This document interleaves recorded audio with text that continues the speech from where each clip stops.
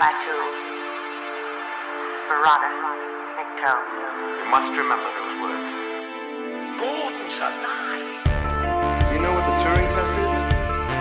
I know Kung Fu. Dead or alive, you are coming with me.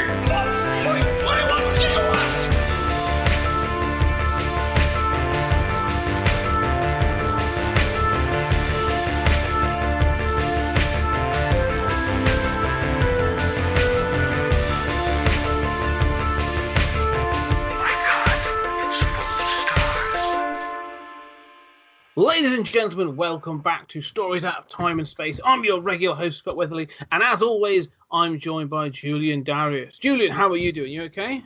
I am, and I am also the law. Indeed. I think, yes. I think we're going to be forming some real judgments on things today and passing the laws. As you may have guessed, well, no, you probably haven't guessed, actually, just from that. Today's film we're going to be recording is going to be the 2012 Dredd. Just to reassure people, if they did think we're not going to be touching on this, well, we will be touching on, but we're not discussing the 1995 Stallone one.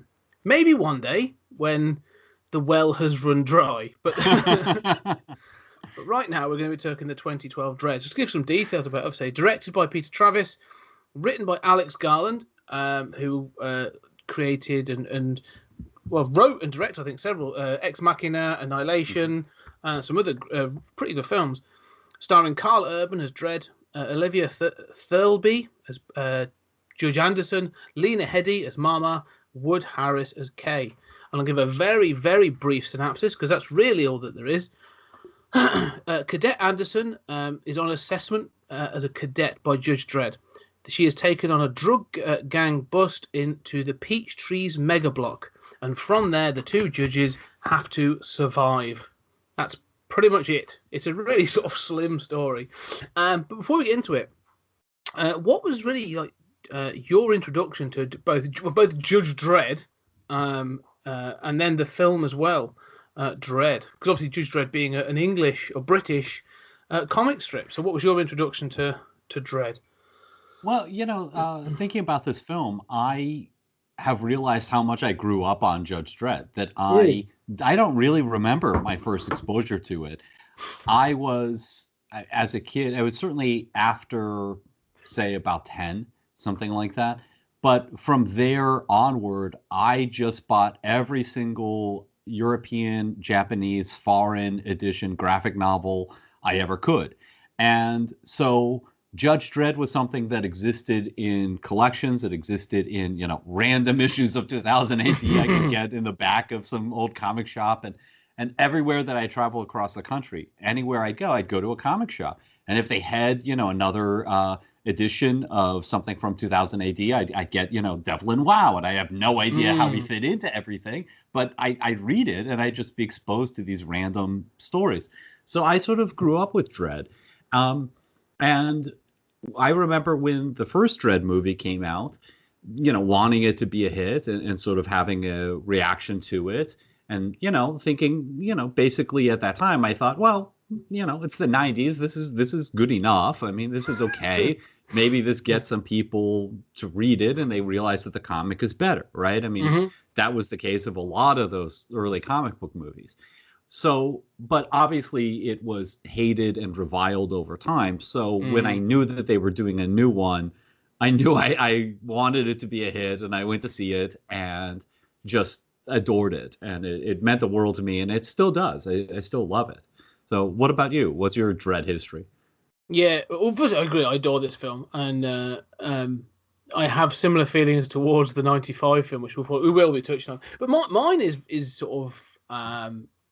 it's almost like quintessentially British for certain kids, like comic book kids of the sort of I came up on sort of like the Beano and Dandy and those sort of like kiddie comedy comics initially, and then as I got older, sort of like you start to pick up things. I was aware of the American comics.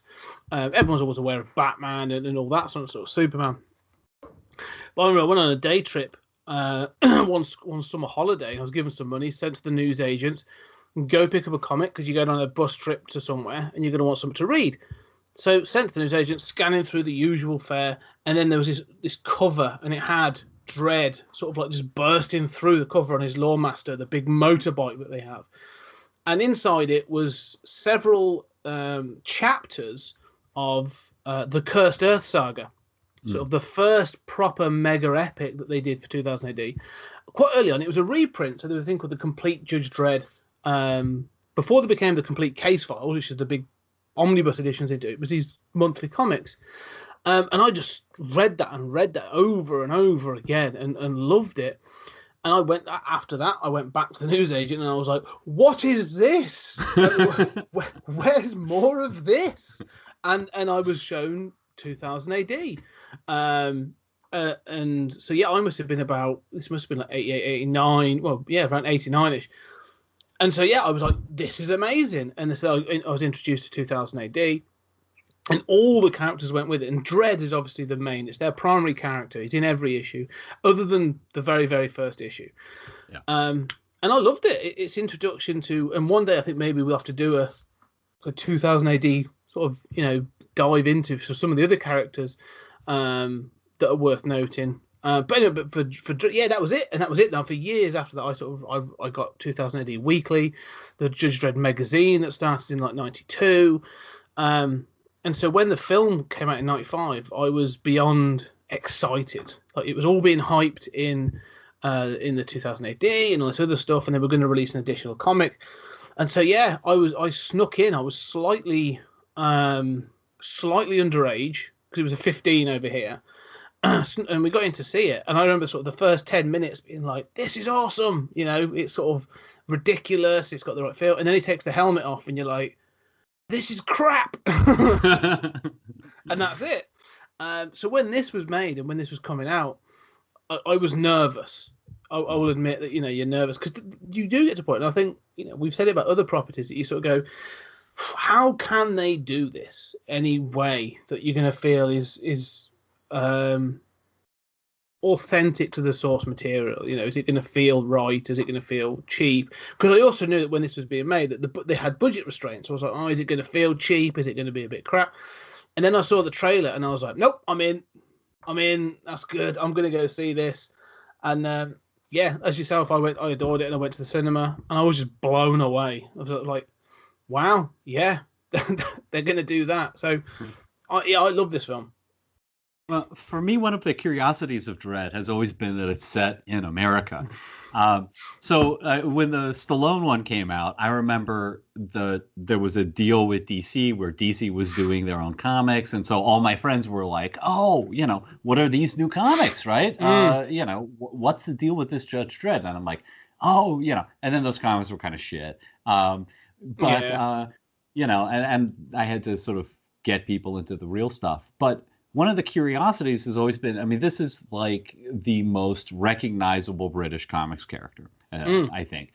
And yet his stories take place in Mega City 1, which is sort of imagine if the entire eastern seaboard, sort of like from, north of New York and, up into like Maine, all the way down to like, Virginia, it depends on which map you're looking at. Just those cities just kept growing and growing and growing and just merged with each other to form one giant, massive city. And then thermonuclear war happened and it got cut off from the rest of the world. And so there's this sort of walled mega city one. And so for me, I think we've talked about this before, the sort of politics of Dredd. That for me, it was always confusing that the most recognizable British character took place in my country, and he's kind of a fascist. He's, he's a cop. And for me, there's always this part of my brain that was thinking, I know at some point this is how the Brits see my country. How do I understand that? Well, it's interesting because when Dredd was created, Dredd went through several iterations before he hit the page. And the creators, obviously, like John Wagner, Pat Mills, Carlos Esquerra, they wanted to create this specific thing. And I think there were iterations that were going to be British. And then, and it was the further they could take it away, the more alien they could make it, the more they could get past the censors. So, all right. So, yeah, we're not going to mention Britain at all. and it's going to set in the far future. And instead of certain things, we're going to have aliens and muties and all this other stuff. So they're able to get away with a lot more. If you do, I mean, we'll try and focus on the film. But if you do want to know more, there's a fantastic book. Well, there's lots of good books, but there's a really good one called it's Pat Mills. Be Vigilant. Be something. Behave. But it's his secret history of the creation of 2000 AD, and he talks a lot about why Dredd is the way Dredd is. And that sort of thing. And knowing obviously that John Wagner is an American that was living in Britain as well. But yeah, it's weirdly counter to the culture of, and even so, in 2012, it's weirdly counter to the culture of, you had a lot of cop shows, and then in the 80s you had, cops were the heroes of all the action films and those other things, and then you've got this future cop who, whilst being the protagonist, isn't the hero, really. And that's really the way this film works. Mm-hmm. He is the protagonist, as well as Judge Anderson, but hero is probably a bit of a push. Yeah, I mean, I that's one of the things that I love most about this movie. But before we get into that, I mean, I wanted to ask about sort of, we both love this movie, and John Wagner praised it as sort of getting Dredd right, and I mean, this is about as close to a perfect sort of first Dredd movie that I can imagine. And whatever tweaks I'd make a few, but they're pretty minor, and I'm super happy with it. But it occurs to me that I don't know how faithful it is. That you were talking about the Cursed Earth saga, right? I mean, the Cursed Earth saga has the Burger Wars, where Burger King and sort of something out of Martha Washington, right? Or that really was out of 2000 AD, where sort of McDonald's and Burger King have armies and bizarre cyborgs and stuff like this, and 2000 AD always had a lot of that sort of satire. It had a lot of sort of adapting a new movie that was popular, figuring out some way to make a strip out of it, or turn it into a one-off Judge Dredd story. And right after the Cursed Earth was The Day the Law Died, where you've got the chief judge appointing a fish as a judge. Yeah. And I love it. I adore that stuff, but it's so wacky and crazy. And so much of Judge Dredd, of the comics, and so much of his universe is just filled with, like you said, mutants and wackiness and craziness, that in some ways the 2004 movie, while obviously no Dredd fan is going to like him removing his helmet, his bike is big and bulky, and he's got the ridiculous armor. And that movie is so over the top in a way, and doesn't take itself seriously in a way that this does. So I wondered if you had any thoughts on that. Yeah, it is interesting, because I think one of the real issues you have with the Judge Dredd universe is that Dredd is the straight man. He's always the straight man. He is, as you say, a fascist. Whether he is a fascist is debatable, but he is definitely the tool of a fascist regime. In that the judges are not just the law enforcement; they are the government. It's a militaristic regime. And the thing is, with the comics, because you have an infinite budget with the comics, you can do all kinds of crazy things. And I think the Cursed Earth saga is one of the best examples of that. They go off trundling across the Cursed Earth on this mission of mercy from Mega City 1 to Mega City 2. And you're right, on that journey, you encounter robot vampires, you encounter the Burger Wars, you encounter cloned dinosaurs that are being used for pit fighting, and all these other crazy things. Mutants that have there's one where a mutant army has carved the face of their leader onto Mount Rushmore. All this craziness and oddness and wackiness encounters, and throughout it all, though, Dredd is the straight man. And one of the but they were always using that to hit things home.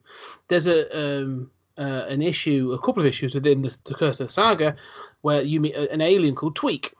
And Tweak is like a fuzzy-looking aardvark kind of thing, but he's being used for slavery, and you find out that Tweak actually rather than being submissive and weak, he's actually incredibly intelligent and incredibly strong and all this other stuff, and became submissive to protect his home planet and all this other stuff. It's really heartbreaking.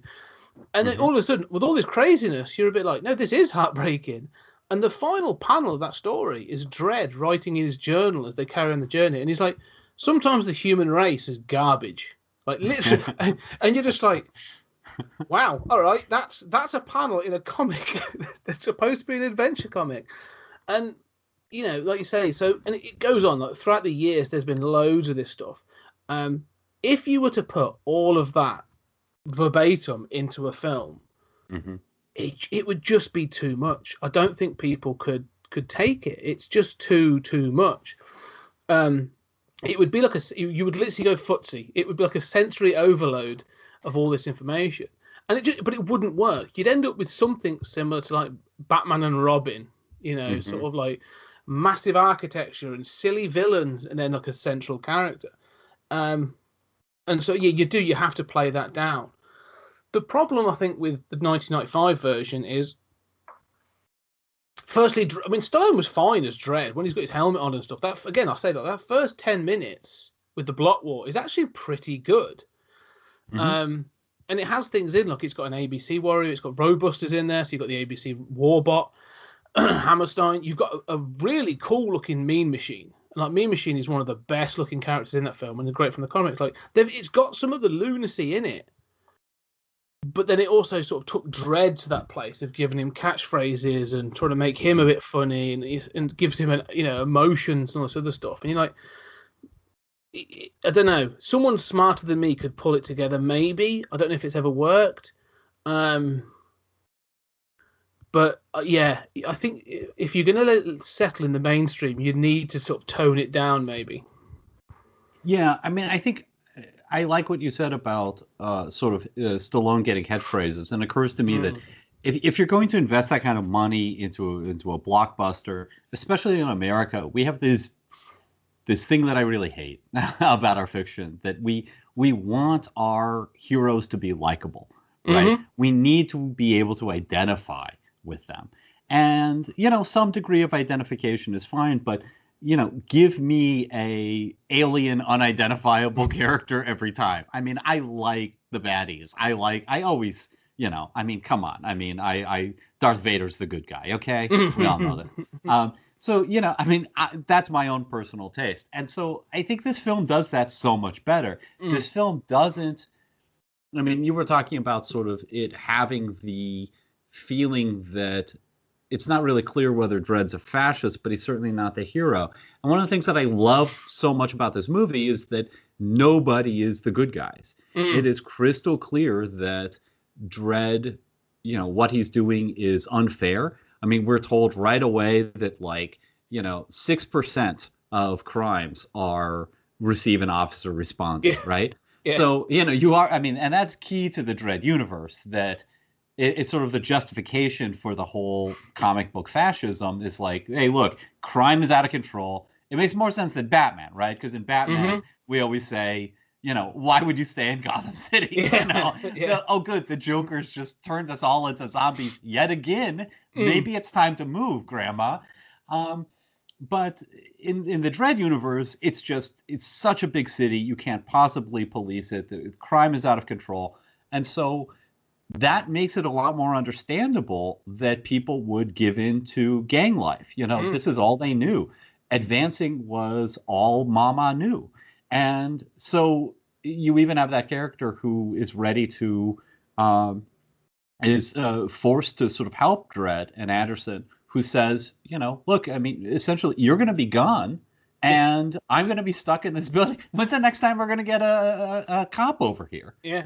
Well, I think there's a couple of things, and one of the things I do like about this film is they do give exposition. There are some slight exposition dumps to give you into the universe. Like, you get the Carl Urban voiceover at the beginning, which is fine because you need it for anyone who's not known this world. You need to sort of give them at least a bit of information. You couldn't just drop them into this, I don't think.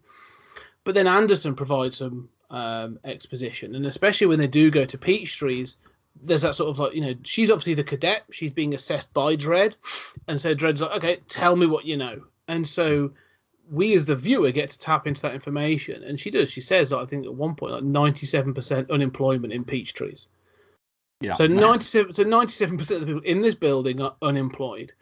And so that leads to, okay, well, I've still got to pay for stuff, still got to feed my family. So I can't imagine there being a social support system in the Dreadverse, really, or at least a good one. And so, like you say, the fact that people are turning to crime or just general boredom is driving some of this stuff. Like, it's not surprising at all. And so, we'll talk about Marmar in a minute. But the guy, he's at the block medic, and this is a single guy, looking after 200 floors. And actually, he says, like you said, there's a scene where he's sort of giving the breakdown. Like, he gives another expo dump about stuff. And he says, like, we haven't seen a judge in so however long, And he said, well, you've got one now. And you can still see the guy's like, oh, good, we've got one now. For how long? For how long? Like, and he does sort of almost disengage from it. Like, at one point later on, they turn up at the med unit, and he's like, nope, I can't be a part of this. I've almost got to be like, bipartisan in this whole thing. Like, and it's completely understood. Like, I completely understand why he does that. Yeah.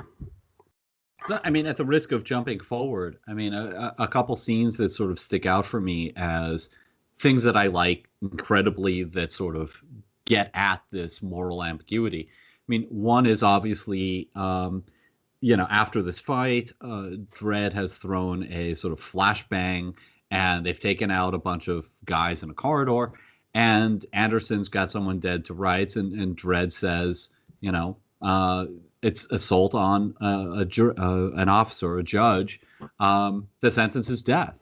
And Anderson shoots him, which is such a great moment in the film, right? I mean, it's that moment where every Hollywood film would pull back, or conversely, let somebody do that and seem risque or cutting edge, and then by the end really strongly pull back. I think this film pulls back a little, but with the typical Hollywood movie, strongly pulls back and makes that person a savior figure, makes it all okay. This movie doesn't do any of that. And then later on, you see the wife and you don't see the child, but you're made to understand that they have a child together of the person who she's murdered. I say murdered because it's an unarmed person who's in captivity. And she quite understandably, the wife says, well, I'll help you, but I'm not helping you to help you. I'm helping you to get you out of here, because as long as you're here, you're going to be shooting at my husband, and my husband's going to be shooting at you, and people are going to die, not just you people, but, civilians in the crossfire. And here again, it's not at all clear that it's a good thing that the judges are there. No, the judges in this film are, again, sort of not seen as a positive presence. We get Dredd. I mean, one of the sort of, we'll get into one of the flaws of this film is I don't think you get enough exposure to the judge system. You get Dredd and you get Anderson, and then you get some corrupt judges that come later on, but there's very little of, and here's how successful judging works across the sort of the city. And that's fine. It's a short film. The budget was low. You couldn't do that kind of thing. But even when you get the intro section to this film, which is the sort of there's a car chase, which again includes the introduction to slow-mo, which is the drug of choice for this movie. And Dredd responds to this thing. It's quite brutal. I mean, the van that the guys are driving are like knocking people left and right. And the judges are almost not... They're not part of it. They're trying to avoid people. But there's that sort of note of... His response is like, people are down. Like, he's not like, oh my God, they're killing people. He's just like, people are down. I'm going to go sort this out. And I'm going to kill them. Right. I mean, they're killing people. I'm going to kill them. Yeah, it is literally just black and white, isn't it? I mean, that's the thing. Like when the van does crash eventually and he follows him into another block, they have that confrontation. And I like it. I think it's a bit silly, but it builds into that sort of notion. And it's not going to be just a standard execution. He takes a woman hostage, and then Dredd sort of says, what's this? Your call, hotshot. And then the guy's like, what did you say? He's like, hot shot. And it's an incendiary. And he shoots him in the face with an incendiary bullet. And you're sort of like, again, you're like, that's cool. He's badass. It's kind of, this is what Dredd is. He's badass. But then you're also thinking, slightly overkill. Does he take some sort of pleasure out of this? Because that's excessive police force. Like, even if you're going to execute someone, it's fine, but to then shoot them in the face with an incendiary seems a bit much. So yeah, the judges in this film, while set up as the law, the thin blue line, I think we've sort of, we've used before, but they are not a good pacifying force. Like, escalation seems to be there. You know what I mean? There's no de-escalation of this. They don't come in to negotiate. It's like, no, we're going to come in. I'm going to break your kneecaps for littering. That's it. Yeah, no, absolutely. And I'm sure Dredd has done exactly that plenty of times in the comic. I mean, there are so many strips in which he gives out what seems to be excessive sentences. I mean, here we kind of have a glimmer of that with a homeless person that, I mean, homelessness is a crime, basically. I mean, this is, I'm not going to say Giuliani's New York. Yeah. But yeah, I mean, there is, I sort of felt that intro sequence was a little too generic, and I felt the low budget there. And the hotshot thing is, it's fine. It's a little more in that comedic realm of that we were talking about of the comic. But yeah, I mean, it's this thing about policing. I mean, I wonder, like, if this came out now, how it would be received in the wake of Black Lives Matter. I mean, we live in a different time in which I think in some good ways we're allowed to question policing in ways that we weren't before.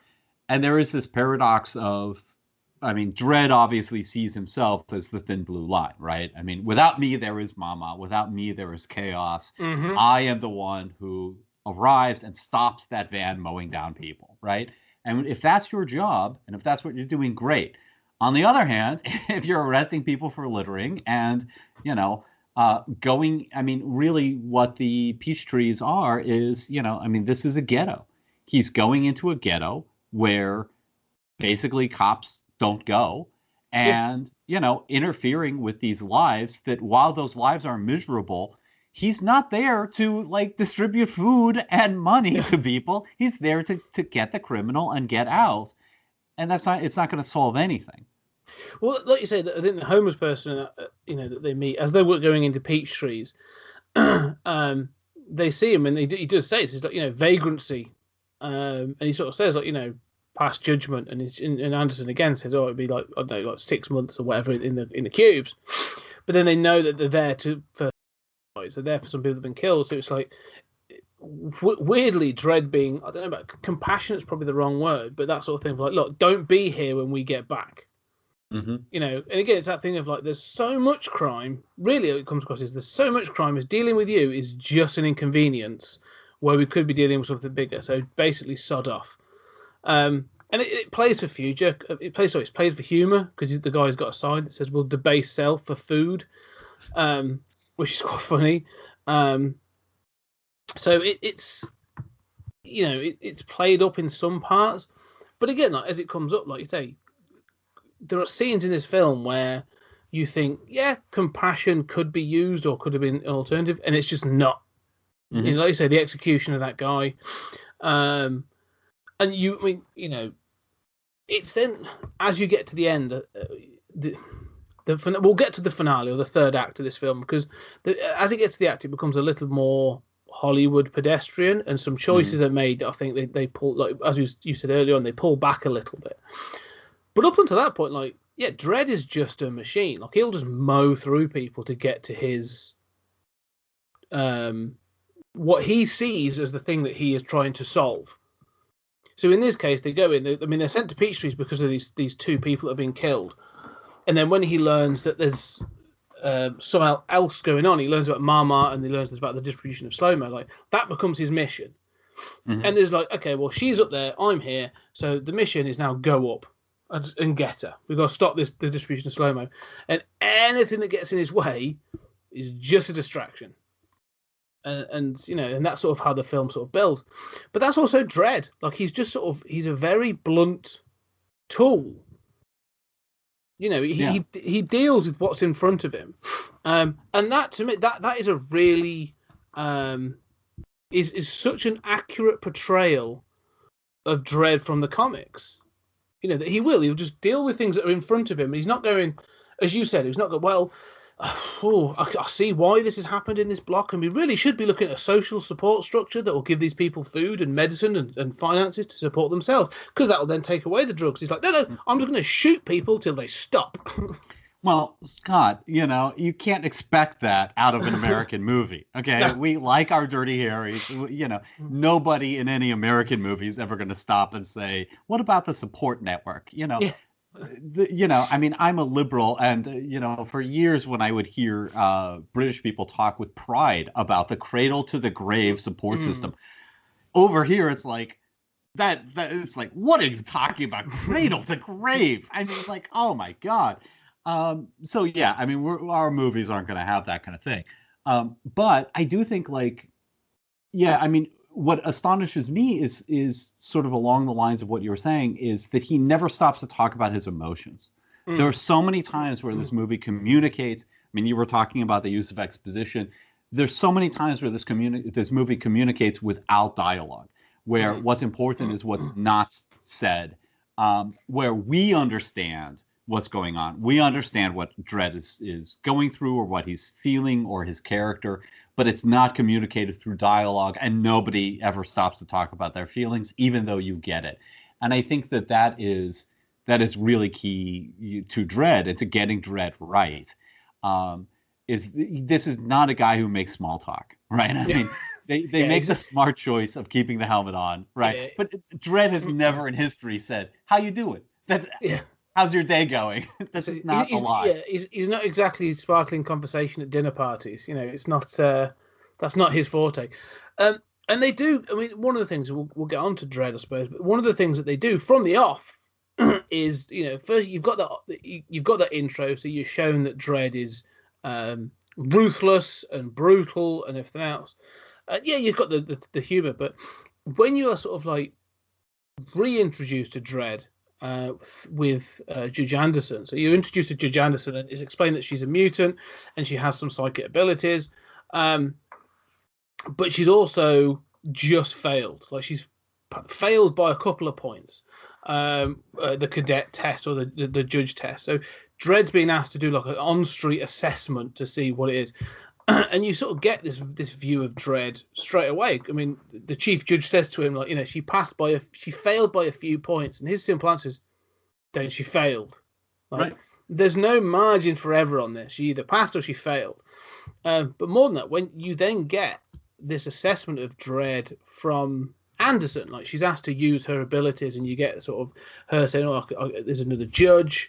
I feel he's a male judge, and I get this sense of rage, but control, and then there's something else behind that control." And then she's cut off, you know. So it's sort of like, "Oh yeah," and the chief judge says, "Oh, thanks very much." And so that's not really dug into. It's sort of, to me, is sort of suggestive of the fact that Dredd's a clone in the books. Whether that's sort of it's never really touched on, and whether cloning would be a part of this universe, I don't know. But again, it's that thing that I say. The first thing she comes across is not the control, not dedication to duty, not commitment to the city, is rage. Like, he has just this simmering rage, and then it's just under control all the time. And it's this sort of and that's what you say throughout the film. Like, he never touches on that. Like, he's not going to sit down and go, "I need to discuss why am I so upset with everything?" Like, you know, it's the injustice that's going on around me just drives me crazy. No, it's just part and parcel of him. Like, the whole thing is just, I don't know, it's never dug into, and it never will be, because it's not what he is. And I do kind of like that, but it's there from the offset. Like, you're told who he is.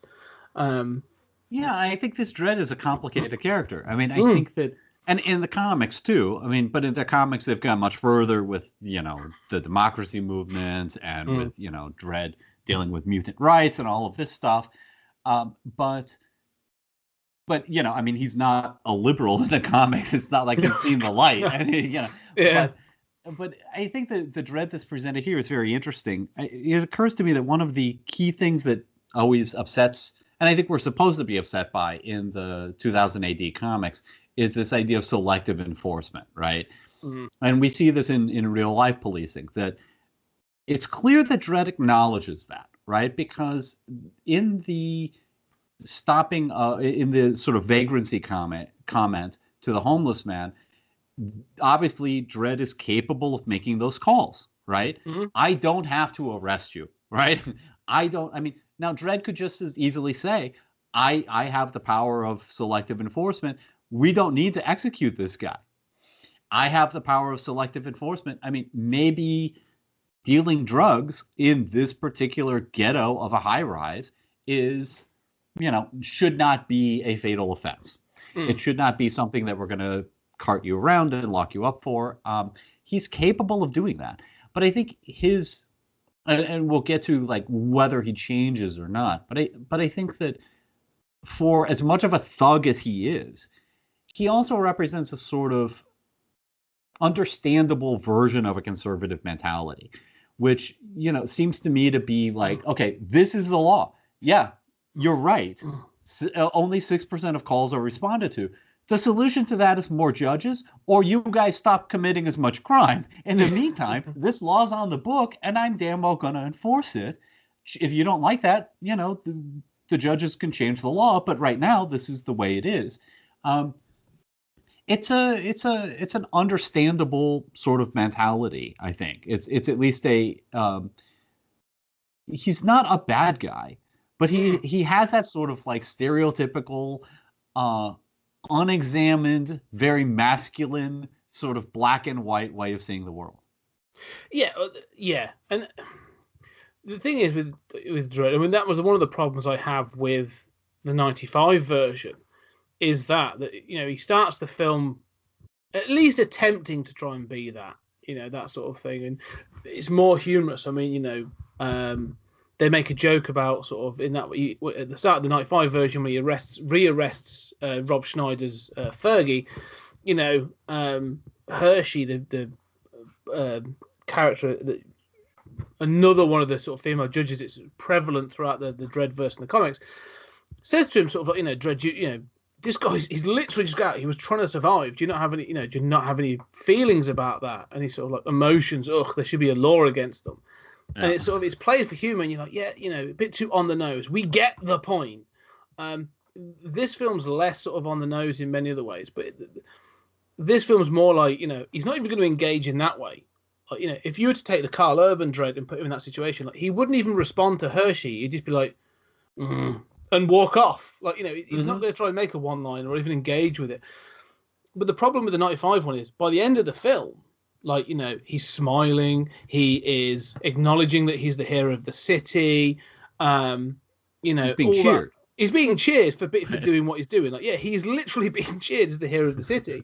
And then there's sort of, as he rides off to sort of defend his city again, like it's the end. Whilst there's some fantastic special effects and some awesome matte paintings in that finale, like it looks stunning, and we'll get onto the look of the film later, but like it's almost like the end of Batman 89. It's that heroic thing, and like for a Batman film, especially sort of a Tim Burton film, you get the Danny Elfman music as it pans up, and you get the bat signal, and then you get the silhouette of Batman stood watching over his city. Like that's what you expect, because he is Batman, and that's what I expect from a cape and cowl kind of film. That is not Judge Dredd. So to have him sort of like, to go through all this stuff where he's uncovered this massive conspiracy of cloning and his own cloned brother and corrupt judges, to then come out of it and just go, all right, I'm off to do patrolling, and then have him drive up on a spedway and have the silhouette there. It's that heroicism of this character, and that's the 95 film in a nutshell, and that's the problem with it.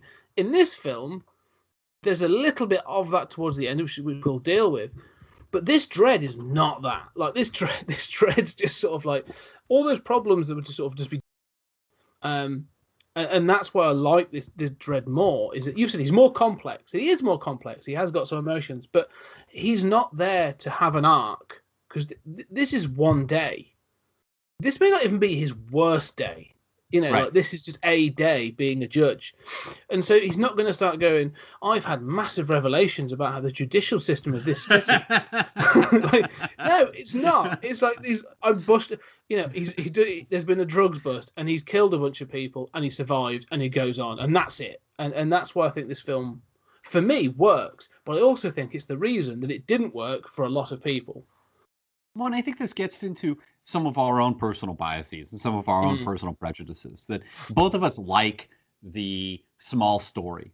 You know, I am so sick of seeing stories set in futuristic worlds, dystopian or not, where, I mean, you know, I don't want to trash Minority Report. I mean, I respect it. We've had a conversation about it. But Minority Report is all about, here is this interesting future world. Now watch me destroy it. Yeah. I have recognized this is wrong and I'm going to stop it. So many stories wind up being some version of that, right? As you said, like, I've seen the light. It shouldn't be this way. There's no point in which, you know, these people live in this universe. And I think, you know, there's this other thing of, you know, look at how much morality changes. Look at how much we have put up with that is not acceptable. That nobody gets up, just wakes up one day and says, you know, hey, you know, I think we're killing too many black kids. You know, I mean, you know, things are acceptable and they have a momentum on their own. And people complain about their situation. They know their life sucks in this movie. You know, Anderson knows that she wants to be a judge, but the judge system is not the be all and end all as it's presented in this movie. And yet it's like, this is the way it is. Here's this future vision. It's beautiful. The aesthetics of this movie are fantastic. I'm a sucker for aesthetics. And it sort of presents this worldview and lets you inhabit it for a day and then gets out. 90 minutes. I mean, imagine how horrible this movie would be at 2.5 hours, like a Marvel movie. Yeah. No, you'd be exhausted. Like, I think you'd probably come out of it traumatized. You know, sort of like. You might anyway at 90 minutes. Yes, yeah. With the bullets ripping through people.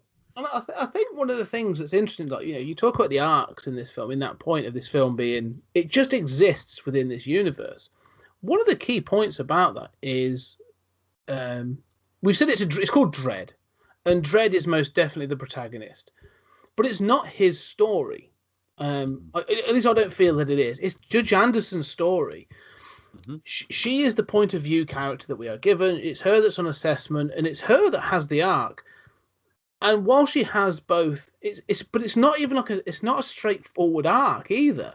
Right. You know, it's one of those ones that, again, you know, going back to that sort of that typical sci-fi, not even action, or the action film, or like you said, the arc is going to be, I'm going to bring down this system, and you know, to sort of to bring in another Stallone film. If you think of like Demolition Man, you know, sort of they introduced John Spartan, the Stallone character, in this sort of like utopian universe, and then you've got these underlings that sort of live in the sewers and stuff, and he's going to basically, again, he introduces it and decides to tear it all down because he learns how this thing goes. And that's the typical thing. And when you introduce a Judge Anderson, she's asked, like, why do you want to be a judge? What is it that you intend to do? It's to help people, to make the world a better place, and to do it, and she's basically saying, like, to make the system better. And even Dredd sort of like, yeah, a lot of people have started that way. Yeah.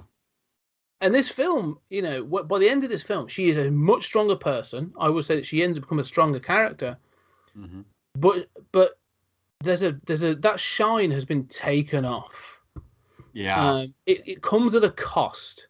And I think so, you know, whilst at the end of most of these, if this was a typical film, the end would be Judge Anderson saying, no, this is wrong, and doing some of this stuff is wrong, and I'm going to try and, you know, go off and become a protester, or, you know, have some activist against the judicial system. But basically, like, she is incorporated into the system even more so than she is at the start of the film. Well, I mean, I would say that the Hollywood ending of this movie is that the little kids from the peach trees come up and thank Judge Dredd and Anderson for having gotten rid of Mama and how they're free of gangs, and you have some shots of them going to a schoolroom that's not a devastated war zone like the one we see in this. And then, Judge Dredd turns to Anderson and says, "See, you did make a difference." Yeah. And then they walk off together. No, there's no, you're right. I mean, and I love that you were talking about the exposition. To me, the exposition that follows that conversation about wanting to make a difference. I mean, that's what people feel when they're new cops. It's what people feel when they're new teachers. I've dealt with that. I've seen people burn out because they wanted to make a difference so much. They take it home with them and they burn out. And this is just such a classic story. And I love that sort of arc of her character. But again, it ends, it's not even clear that Peachtree's is better off for them having been there. I mean, tons of people are dead. We don't really see their bodies being carted out, but we've seen them get chewed up by, Gatling guns. And there's going to be another gang person who takes over. There's not going to be another judge unless they're lucky enough to be in that 6%. And, what was this for? So, you could enforce the law. You could get that slow-mo off the streets. I mean, I guess it was being used by people in the beginning who were running people over, but that's not at all clear that was caused by the slow-mo. I mean, Mama's pretty brutal. I guess the implication is that she was more brutal than the gangs that she replaced. But, it's not like when we've taken out cartels, they're replaced by a softer, gentler cartel. That's not the history. Well, one of the things is, I think we'll get back to Anderson's theory because Anderson's arc, because I think that finale, when we get to it, that I think I have issues with the finale of this film, but also I think, like you say, so Anderson having the shine taken off her, like you say, she should come out of this, like you say, and be told that she's made a difference, and she doesn't, and it's sort of, it's that slightly downbeat. But we say that like no one in this film is a hero, and you're right, no one really is. But also, like, one of the things this film does is with Mama playing like Lena Headey, and Lena Headey's great. Like, she is brilliant in this film. Amen. Mama is almost given like a sympathetic backstory. Like, you find out like she's a hooker, and for whatever purpose, like she was slashed in the face, and so she decided to take power back and take out her pimp, and then took on these gangs. And the exposition we mentioned earlier is when they go to this medic, and he explains that, like, she took out the top, and there was the Mama clan, and then there was these other gangs. There was like the Judged and the Red Dragons and all this other stuff. And she basically went through them and killed them off and beat them to take over the whole of Peachtree's.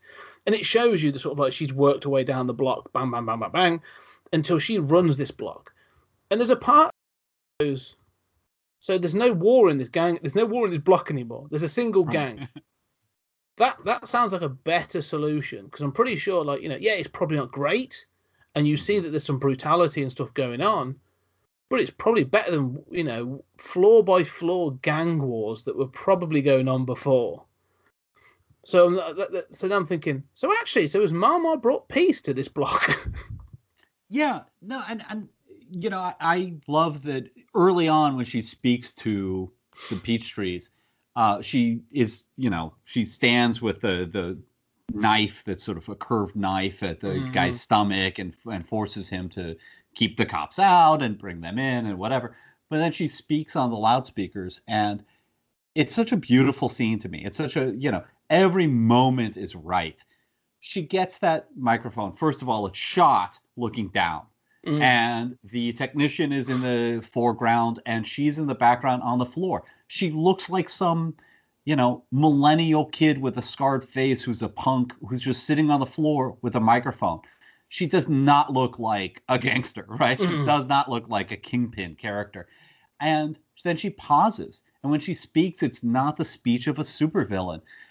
And I'm listening to you talk, I'm reminded how, first of all, I would list Mama among my favorite Judge Dredd adversaries. And certainly in my top 10, despite that she originated with this film. And then secondly, I am thinking about how much movies, especially Hollywood movies, have failed to make sympathetic villains. You know, outside of like Magneto, and even he is so depending on which film. I mean, it's like, come on, Thanos doesn't make any sense. I mean, usually we have these big bads that just, you know, they're horrible, and the point is to get them punching. Mama, you know, I have the same feeling you do, and it's also hard not to admire her and admire what she's accomplished in a sort of like Scarface way, right? Scarface, we love. He came from nothing. He came to America. He had nothing. And yeah, he was brutal, but look what he carved out for himself. And she has, if anything, faced worse circumstances. There are no cops around. There's no system to work with in her case. Well, yeah, and we'll get to that as well, because that's a bit of I feel, a plot hole in this film. But I mean, one of the things they do in this, they do continue to try and show how brutal she is. So that when you learn her, and they don't say it outright, but they say that basically she bit off a guy's genitals and sort of like, you know, to start herself off. So she has a reputation that she then proceeds to maintain. Like you say, the technician that sort of supports us, like, is like basically the tech support, the IT guy for the entire block. You know, you find he's got like tech eyes. He's got these sort of like, you know, augmented eyes, and you do see a flashback of how he lost his original eyes. His mama gouged them out with her thumbs, and so you do see repeatedly that she is brutal. Like, she is uncompromising, but she almost has to be, because again, I think, you know, that shot is, as you mentioned, is very good. But one of the other things that this film does is, I mean, I think the cinematography is great throughout this film, but one of the things it does is this film repeatedly shows that you know, Mama's quite short. Lena Headey's not a tall woman. Like, you know, she's probably like 5'5", 5'6" at the most. So all the gang members around her are clearly taller than her, but they are scared of her. You know, and so, like, you know, they don't try and compromise in any way. Like, you know, she has like a second in command who's clearly like a head taller than her. And, like, you know, he is doing as he's told and following her orders and all this other stuff. Like, she is in control, and that's cool, right? And she achieves that through that viciousness. And you know, I love what you're saying about the camera angles. And there are times where you're very conscious of the fact that it's shot from a profile. You're very conscious of the fact that she's shorter, and that it doesn't shy away from that. And it also, you know, I mean, so much of this, what I love about this movie is not just getting Dredd right, not just being a fanboy, but also the ways in which it just avoids Hollywood cliches. You know, there again is another one that, you know, she's not, you know, Tom Cruise on platform shoes, you know, so that he's the same height. And yet you feel that same intimidation. You understand because you've been shown that brutality, and also her ability to make those decisions and enforce those decisions. She is not to be screwed with. Yeah, like, she's in charge of this block, and there is no doubt about it. But like, it repeatedly shows her brutality. But there was it never crosses into like joy. And again, one of the things I think that sort of like, you know, one of the things that Hollywood does is they will try, and sometimes, you know, they do it quite frequently. They'll pick a villain and they'll show he takes pleasure, it's not just business. He'll take pleasure in it, you know, and this is where the Joker sort of like is the epitome of that. But there's others where they you know, like, yeah, I'm bad and I'm good at being bad, and sort of, you know, the almost like the campiness. Like, there is none of that with Mama. Like, it is all business. She's like, I've got a drug manufacturing and distribution business. Someone is threatening that. I'm going to stop them from threatening that in any way possible. That's it. She's almost as clear-cut as Dredd, you know, in that respect. Like, you know, she's like, here's the problem, here's how we're going to deal with it, and then we carry on. And yeah, they are the two characters that are most alike. They both stand out. And Anderson is, you know, the more humanized, more normal, slightly more healthy, adjusted person who wants to make a difference and submits to this fascistic system, but still... but is also able to challenge it, and that's why she thinks she won't pass. Yeah, and you know, there's a great scene at the end with her that I really love of Anderson, because her arc is driven by this thing of being on assessment. She wants to be a judge, and you know, she knows that Dredd's is a tough taskmaster, so she's constantly sort of like, you know, having to prove herself. And there's a great moment, you know, is it a catchphrase? I don't know. There's a callback at the beginning when they're about to enter Peachtree, and he says, like, you know, he says to her sort of, "Are you ready?" And she's like, "Yeah," and he just goes, you know, he sort of like got a harumph at her. And then later on in the film, when they're about to go into sort of the final sort of showdown, you know, it's like kind of people, he says, like, you know, "Are you ready?" And she's like, He says, "You look ready." And it's that sort of like, you know, she's had that, I want to say growth. It's not. It's that acclimatization to the brutality of the violence. But it's also, I think, you know, Dredd has a burgeoning respect for her now because of what she's gone through and the decisions that she's made. But with Anderson, I think, like I say, that compassion, that human thing that she has, she, you know, she maintains it, which is one thing. But I'm trying to think what I'm saying. She's basically the most human character in the whole film. Like, you come across people, and there's some brutal villains in it, and it's weird, I suppose, to have her as the judge to say that, yeah, she's the most. Firstly, she's a mutant, so they acknowledge that she's obviously lived at the edge of the city next to the wall, so radiation has affected it, which has given her abilities. So she's already from a minority, and also being a woman, and also like being a judge. It's this weird combination with Anderson that, like, you know, they keep trying to push this stuff to try and break her humanity. I think she bends but doesn't break, I think, by the end of the film. Mm-hmm. Well, first of all, I'm in love with Judge Anderson. I always have been. Yeah. You know, I have always loved just Judge Anderson as a character. And I think that including her in the first Dredd film is so right. Using her as that audience identification, doing a sort of training day where, again, avoiding the Hollywood cliches, literally in the movie Training Day, everything falls apart. The whole point is, that here's this amazing thing we're presenting of corruption. It's all going to fall apart by the end. Here, it's just a day on the job that doesn't, it's a tough day. It clearly affects both of them in different ways. But by the end, it's just another day. As another one of those short, smaller stories that we both like, where Dredd says, is it Hershey who says, what happened here? And he says, drug bust.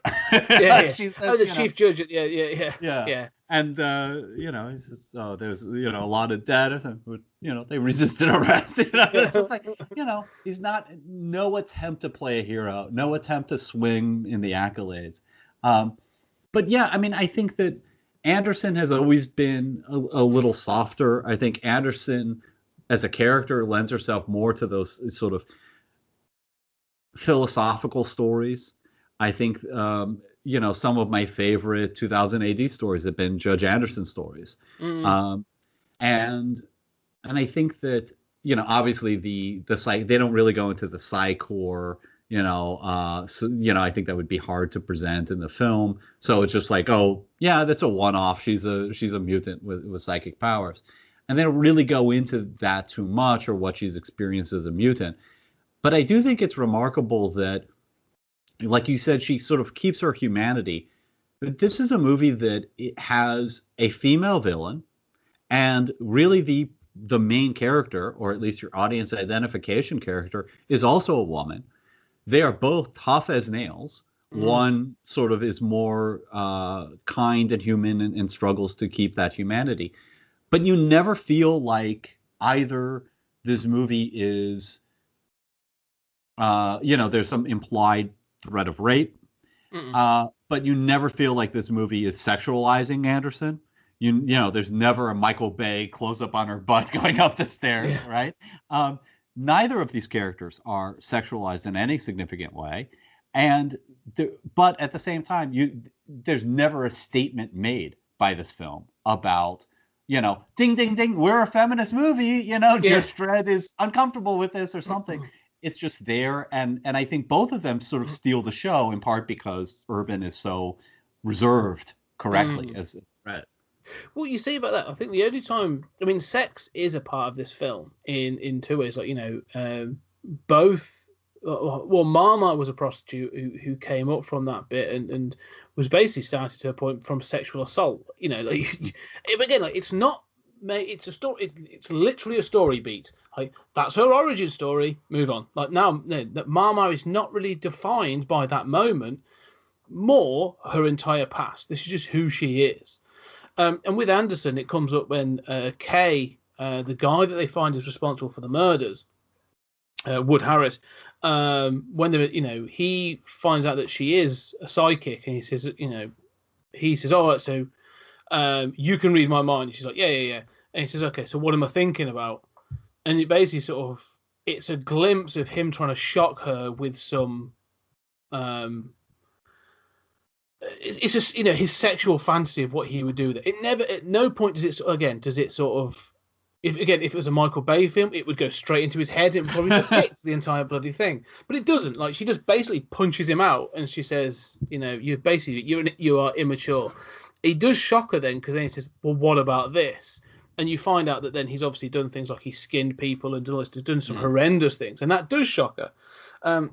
But that's it. But like you say, at no point do they ever really play into that anymore. It's not a point. It's the fact that Anderson is a woman in this film, or even that Mama's a woman, is irrelevant throughout all of this.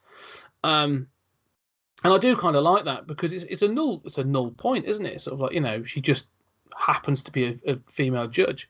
However, I was going to say, like, you talk about her humanity. There was something like Dredd in this is a physical force. And I love Carl Urban for it. I think Carl Urban is a great choice. I think he looks like the Carlos Esquera sort of like Dredd to me. Like he's sort of like crinkled just enough to look that way. And he is just like you say, that rage that's under control is a force of nature. Like, he is just the unstoppable force going through people. And so his way of dealing with things is just brute force. So when they sort of, they figure out, they take Kay in, they're going to take Kay in for the murders, but all of a sudden that's when the block gets locked down, and there's this realization that, like, well, why is Mama so worried about this one guy being taken away for interrogation? Like, what does he know? And so they sort of decide to question him a bit more. And this is one of the things they sort of, like, they've been around the block. We've seen Peachtree is a slum, like, it's an absolute dump. But they pull a classroom, and it's got an American flag on the wall, which is bizarre in itself. But they pull him into this horrible classroom, and they interrogate him. And Dredd's response is basically to lift him up on the wall and to threaten him with punching his face in. And Anderson stops him, and she's like, no, stop. There's another way. And again, like, it can be taken as violence isn't the answer. Right.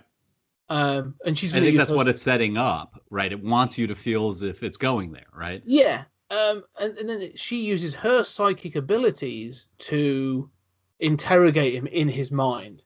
And you get to see in his mind, and sort of like she jokes about, it's incredibly empty in here.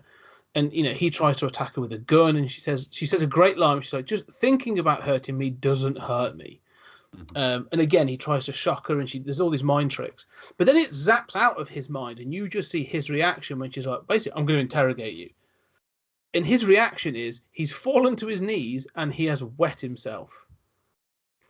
And she's like, okay, I now know this. I now know that Peachtree's is the hub for the manufacture and distribution of all slow-mo. And you go, and Dredd's like, all right, that makes sense. And it goes on from there. But at no point does anyone go, what the hell did you just do to him for that reaction in his mind?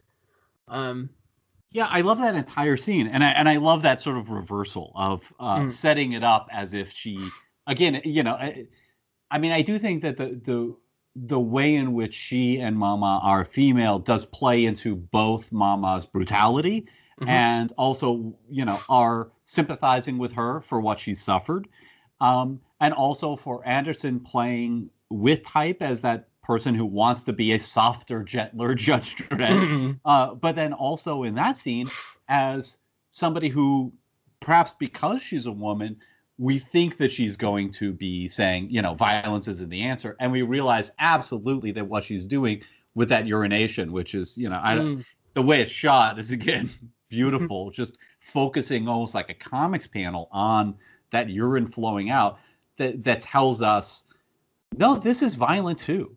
I mean, Yeah. she's perfectly willing to do that. And maybe she rationalizes that it's better because, it doesn't leave marks. Yeah. mean, but we absolutely understand that if physical torture is violence and is using it to extract information is at best problematic, this use of psychological torture in a world with psychics is also violent and also a form of torture. Well, yeah, and here again, there's moral ambiguity, right? I mean, these are the good guys. yeah, and that's the thing. Look, it keeps setting up throughout this film. You get moments of them with the opportunity to be the hero, to be that typical hero, like you say. The moment, and I think the finale does go there a little bit in some places, but you get moments where Dredd could sort of say, no, this is what's going to happen, or we choose not to do this. And like you say, Anderson could choose not to kill that guy or whatever. The choices that are made don't go there for the most part. It sort of turns a little bit towards the end, where there are some choices made that you sort of go, would they have made those half an hour ago? Yeah. And I think that's sort of like you need the redemption in some places. I mean, the key one I think of is towards the end of the film, Dredd and Anderson have still got Kay, and they're about to sort of escape, and they are confronted by two kids. I mean, older teens with guns, and told to freeze. And Dredd sort of like, no, don't do this. Don't be. He tries to talk them down, but then when they do. When the firing does start, because Kay tries to take Anderson out, Dredd chooses to stun the kids, and they make a point of showing the gun and him choosing the stun setting on the lawgiver. And again, like you say, for everything that's gone before, there's a part of me that's like, when a judge is under threat and their lives under threat, Dredd would just be like, fire, bang, bang, done. And so it's that thing of like, okay, we can't go there with kids, or we can't kill these. And I'm sort of like, it's a blunting of the edge. I mean, I don't know. That could have been like a producer's note or something. Like, we can't have Dredd killing kids. And you're like, well, he's killed everybody else. Yeah, I mean, it strikes me as the kind of. I also agree. It's incorrect. It's just wrong, and it does not fit the movie that they've established. I do sort of feel as if it's the sort of thing that a producer or somebody looks at and says, this is really dark stuff. Right? Yeah. I mean, this is just unrelentingly dark. We gotta give people something. And the thing is, that whole scene, I like that the kids are, want to make their bones by taking out these judges, but it's not necessary at all for anything. You never return to those kids who are stunned. Another point, I agree, it's incorrect. It just feels like, okay, this is bullshit. The earlier scene in which Mama opens with the Gatling guns or the rail guns, which, again, beautiful. Every time you look up the Peachtree Tower through that central area, I mean, it's amazingly beautiful, and I love it for just going against Hollywood that so many movies, so many sort of big action movies, somebody always has some gun or some weapon where I think, why don't you just use that? Like, level that building.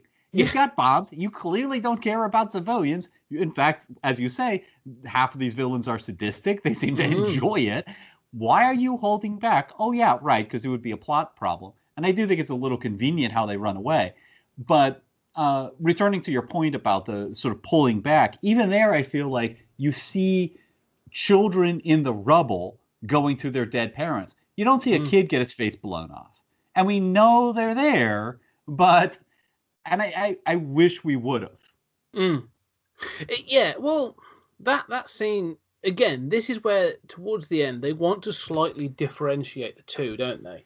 And this is the point where, up until now, like, you've had Mama sort of, I'd say, sympathetic origin. You've had this thing of her being relentless. You've had the judges being relentless. Like, when one of the reasons they're there is for the drugs bust.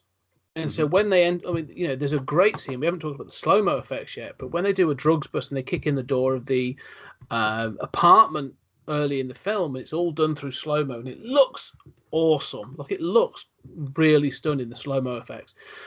But they are not bothered. Like, they go in and it looks like one person is reaching for a gun, and they take them all out. And there's two guys. There's two guys sat there doing slow-mo. Like, they are not much older than the two kids that Dredd stuns later on, and neither of them had guns. And one of them gets blown like a bullet hole blown through his face, and it is brutal. So it seems a bit incongruous. You've had that scene where literally the drug bust is then blowing the crap out of people, and then this thing later on. But it feels to me like towards the end of this film, there's this sort of we've got to have a divergence. We've got to make Dredd more heroic, and I think it comes from that railgun moment, where they start to try and to separate the two out. I don't know what your thoughts are on that. Yeah, no, I agree that, you could trace it to sort of, that I guess what you're trying to say is that Mama is so brutal in that scene that she's willing to just kill them all, sacrifice the whole half of the floor. Yeah, the thing is, the way it's filmed, again, it looks, like you say, it looks beautiful, but the fact of the matter is, like, when it starts off, there's 3 railguns set up, and it's just 3 of her goons just like away at it, and she pushes one of them out of the way, and she takes charge. Yeah. But when it focuses in on her face, like, there's not like she's not like laughing maniacally or smiling. Like, no, she's just. It's that thing of like, if you want it done right, you got to do it yourself. Like, that's all it is. Like, she's taken over and she's going to do the business. Like, she's not afraid of getting her hands dirty. And when it's filmed, like, these are her people. Like, she's still probably killing people that works for her. Like, this is her blood. And she's railing through that. Like, you see, like, walls being dismantled. And there's a scene in particular where you see a woman, like, clutching at the daughter, and it pans across the room quickly, and there's a guy hiding behind a table. And that table gets obliterated, and he gets blown across the room. And then you see, like, a homeless guy with a shopping trolley, and he gets gunned down, and all this, like, the violence and the death in that moment. And you just see, like, Dredd sprinting down the corridor to avoid the gunshots. Like, she's got no problem killing anybody. And I think it's at that moment that, like, you're supposed to go, regardless of everything you've learned, Mama is the villain. Like, she cares for nobody. And then they're sort of like, okay, now we've got to set Dredd up as having some morals to keep them slightly apart, so that when it gets to the end, it feels like a win. Like, the right person has won.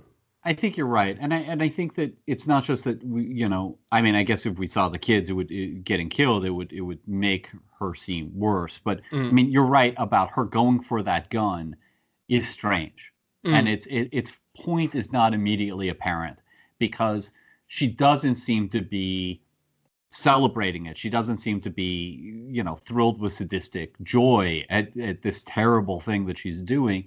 But it also doesn't seem clear why she, needs to take. They're firing through walls. It's not as if like she's like, no, aim over there, aim for that guy behind 20 walls. So yeah, I do think that there is a sort of pullback, and you're probably right to focus that it starts there. You're definitely right about those kids, and those kids are shot in a way where you see their full bodies, and they're not being gunned down in slow-mo. Like, I don't think the earlier gunning down of those drug users feels as if it is just an execution of unarmed kids. And partly that's because of the slow-mo effect. It's also because they're in a room with a bunch of guys with guns who know, Judge Dredd and Anderson are busting into that room. Who knows who's, I can't keep track of who's got guns. They're firing, there doesn't seem to be a conscious choice, aim at that kid's face, And if there is, we're not made to think that. Whereas with a later shot, it's just, oh, by the way, these judges would, Judge Dredd wouldn't kill a kid. Which seems wrong. And then, by the end, it's just, I think it retreats into that kind of Hollywood structure for a while. It just kind of, it wants to have a little bit of a good guy and a bad guy, even though everything good about this movie is the way in which it does that less. Yeah, and that's not to detract much from the film. Like, it doesn't ruin the film, but it does start to do it. I mean, the one person I think survives that up until I think their final moment is Anderson. When she does, because she's taken hostage. Anderson taken hostage, and you learn more about the gun, the fact that the lawgiver is DNA tracked. So when Kay tries to use it on her, like, it blows his hand off, which is another great scene. I think it's quite good fun. But when she does escape, like, the fact of the matter is she's lost her primary weapon, which is a fail, out and out fail, and she knows that. So by that time, like, she has come to terms with the fact that, like, if I survive this, I have failed.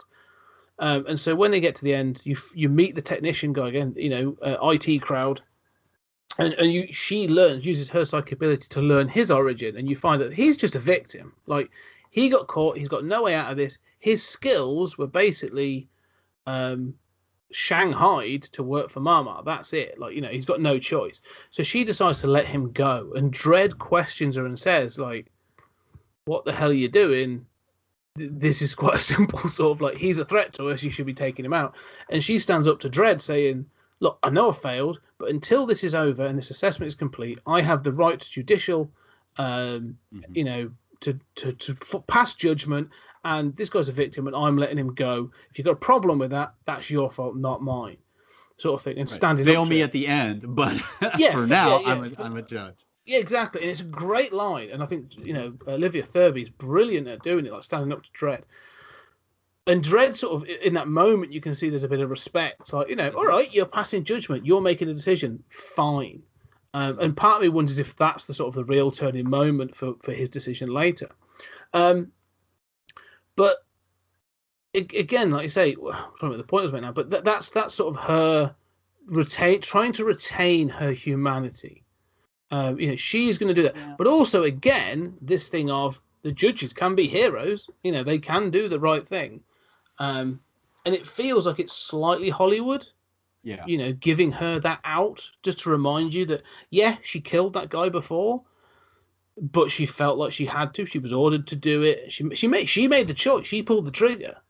But this is almost like a little bit of redemption for what came before. No, I mean, she's a bad guy. I mean, look, in the real world, if you're executing, somebody, a POW, you are a war criminal and you should go to jail for the rest of your life. I mean, but you're right, emotionally within the film, I do think that, I'm not bothered by her making that choice. And I think it fits with her standing up to Dredd and her, her arc of sort of finding her readiness, her courage, but really more about her courage to stand up to Dredd than her courage to stand up to Mama. But, and I do feel like they keep her alive when she's a captive way too long, and she does feel a little sidelined from the final confrontation, given that it really is her story. But yeah, there is a part of me that feels that also her making that heroic decision is also sort of softening her, and then Dredd at the end chooses to pass her, even though, she's lost the weapon. He sort of hides it, and that's as much of an arc as we get for Dredd, which I think is cool.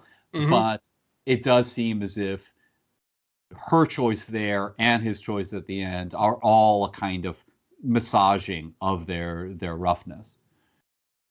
No, I'd agree with that. I mean, the ending, if we just jump to that, to Anderson's ending, is she hands her badge to Dredd, saying, like, well, I know I failed, and she walks off to get some medical treatment. And the chief judge says to him, sort of like, pass or fail. And he hesitates and says, she's a pass. And in that moment, like, okay, he's done it out of respect for the fact that, like, she's earned through, she's done this, she's proven herself as a street judge. But like you say, the truth of the matter is, if Anderson was to be kept as a character, like, she's willing to accept it. But if you really wanted to go down that road, and Anderson does this a bit in the comics, it took a bit of time, but is for her to actually hand him the badge, and instead of saying, "Well, I failed," is to actually say, "I don't this." Like, yeah, this everything I've seen today tells me I don't want to be part of this, and then walk away. And then Dredd saying, like, you know, well, actually, she's a pass, get her back in some way. But, like, you know, the fact that she acknowledges and is also almost like regretful of the fact she's failed or feels that she's failed tells me that, like, no, she's completely okay and complicit with everything that's gone on in this film. Yeah, I mean, I don't know about that. I'm curious as to, you know, now that we're talking about it, I'm curious as to sort of why she makes the decisions that she does and why Dredd makes that decision. Presumably she makes that decision because she wants to be, you know, to redeem herself, to be a, you know, kinder, gentler judge, to keep her soul amidst the terrible judge system, right? And presumably Dredd makes that decision because he's learned to admire that, or, you know, she's stood up to him. But yeah, there is a feeling like, yeah, she has written this off, right? It's not just that she knows that she's failed. She doesn't need to turn in that badge and walk away, right? Is it wise to pass somebody who really has, especially who's willing to walk away, right? I mean, she has, yeah, maybe, you know, the problem isn't that she has kept this guy alive and you know, been kind to that technician. The problem is that she's been willing to walk away. And like you said, you know, in the comics, like, I mean, it's a different character, it's a different universe, but if we apply that comics logic, she's going to walk away eventually, right? She's a liability. She's got problems with what we do as judges, thinks Dredd. Let's give her a pass. Yeah. I don't know. I mean, is she within the system, you know? Potentially. I mean, because that's exactly what happened in the comics. You know, in the 90s, sort of Anderson handed a badge in and went off and traveled around space for a time. Not the best stories, by the way. No, they're not. And yeah, good art. Yeah, the art is, well, they're not, a lot of painted 90s painted art is good, but yeah, they're not fantastic. But she still left, and then she came back, and you know, it's sort of dealt with. But yeah, it's the same. You know, like, she's not. She's come to terms with having failed and is willing to walk away, and so, but then they still give her. I mean, Dredd gets his sort of like his heroic shot upwards, you know, as he walks out with his bullet hole on, and you get the sort of into the daylight as he walks away.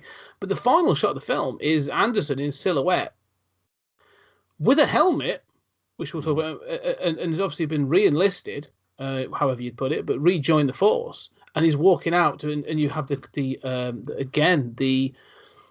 utterance of Carl Urban's Dredd doing a monologue over, you know, the voiceover saying, pretty much, you say, the thin blue line. We are the line between chaos and everything. And it's sort of saying that she's now joined that, and she's part of it, and that's it. You know, I mean, it's almost like, but it never feels like a celebration. Yeah, I mean. So this movie's 90 minutes. I mean, I feel like, you know, I'd like to redo that first chase, right? I know that both of us don't like the, you know, sort of interlude with the corrupted judges that it, you know, we don't need to see that in the first movie, you know, I feel. And then they're just kind of suddenly, you know, at Mama's at the end. And whereas I like the sort of, you know, I love the novel High Rise, and the sort of like, we're trapped in this high rise. We've got to fight our way up every floor. Everything's gone crazy here. I want a little more of a progression just to see the toll it's physically taking on them and psychologically taking on them. I love Mama's death, and I like that bit at the end there. But you know, for a movie that's trying to do a lot within a small budget, it's amazing what we don't see at the end. And this is a complaint I have with every single movie, basically. I always find that denouement is more interesting, right? It's like, okay, so you've overthrown the whole, precog system. What do we replace it with? All these people are going to be let out, right? Like, you know, a lot of people are going to be mad about that. You know, it's the same thing. Like, why don't we see those bodies being carted out from this massive adventure. Maybe it wouldn't seem like such a wonderful victory if we have, meat wagons and you know what? If we follow them to them being recycled, right? Which is clearly established in this movie, and we know from the comic what this is. Mhm. They recycle the humans, as parts and food, right? Yeah. So I mean, maybe then we'd feel like, well, is this really a society worth saving? Maybe we could see Anderson get that badge back and think, is this something I want? Yeah, I mean, I guess I have to do this, right? I mean, he passed me. How can I not take this opportunity? At the same time, I know the toll this first day took on me. Yeah. And, and that's the stuff from the comic that I loved about her arc of, Judge Corey's death, and then Shambhala, which sort of symbolically addresses just, this is a sensitive person who might not be cut out long term. In fact, most of the psychics are gonna burn out. This is probably not a job that is gonna be easy on her. And the fact that she knows that going in, taking that back, we should have those moments. None of those shots really cost anything. No. And that's the thing, I think, from her, like you say, she just sort of dread going through this day and going on to the next. Not a problem, because he's done this before. It's like I say, it's just one more day. Yeah, but for Anderson, the ending feels too easy, a little bit. But even say, I would want to go. You've overthrown Mama. What's going to happen with the block? So, you say you're removing the bodies. I want to go back in the block because there's an entire floor that's just been eradicated. with like machine gun fire. Like we've said, like judges come here, very very rarely. All right, what about repair people? Is this how long has this block got to live with machine gun, with bullet holes throughout that building? How long is that a penthouse room off limits now? All these other things that you think like not just the bodies but the survivors. Like there could be people that survive, but their apartment's gone. Like and if anything, one of the key ones, what do we say? Sort of like, violence loves a power vacuum. Mm-hmm. Those other gangs going to come back. Is this about to get worse for everybody?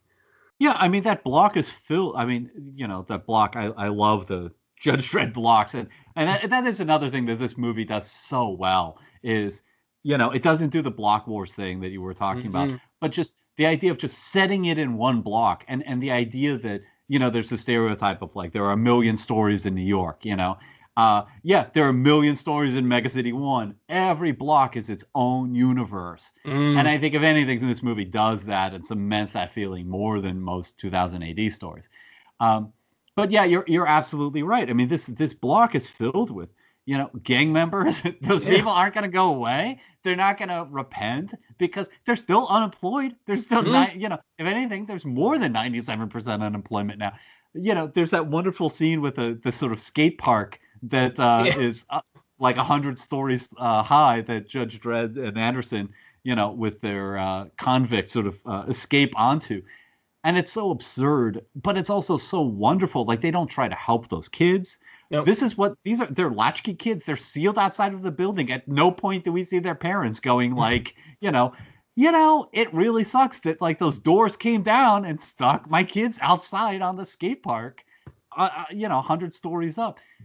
Nothing about this is going to get any better.